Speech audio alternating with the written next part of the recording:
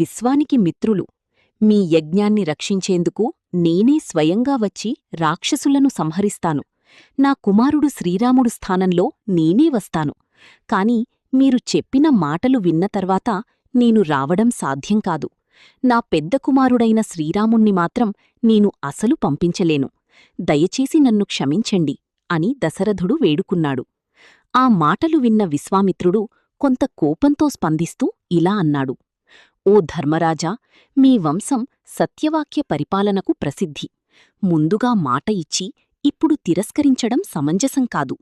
సరే దశరథ మహారాజా, నా మాటను విస్మరించిన మీరు మీ బంధువులతో కలిసి సుఖంగా ఉండండి అని మిథ్యా ప్రతిజ్ఞః కాకుత్స్థ సుఖీభవ సబాంధవః అని ఆశీర్వదించి కోపంతో వెనుతిరిగాడు.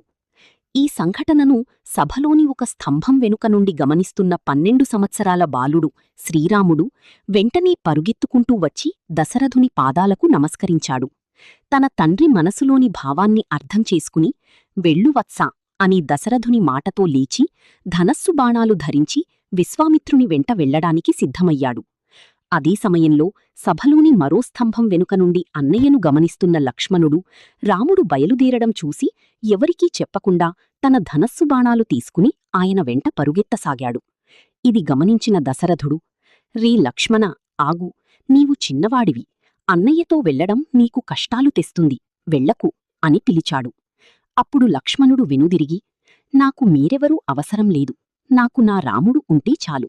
మీరు నన్ను ఆయన వెంట వెళ్లకుండా ఆపలేరు తండ్రిగారు అని ధైర్యంగా చెప్పి రాముడి వెంట పరుగెత్తసాగాడు. అలా రామలక్ష్మణులిద్దరూ విశ్వామిత్రుని వెంట పరుగెత్తుతూ గంగాతీరానికి చేరుకున్నారు. ఆ దృశ్యాన్ని చూసి ఆనందభాష్పాలతో వారిని హృదయానికి హత్తుకుని ఆశీర్వదించాడు. అక్కడ విశ్వామిత్రుడు వెనక్కి తిరిగి చూస్తే ఆ అందమైన ఇద్దరు బాలులు తన వెంట నిలబడి ఉన్నారు.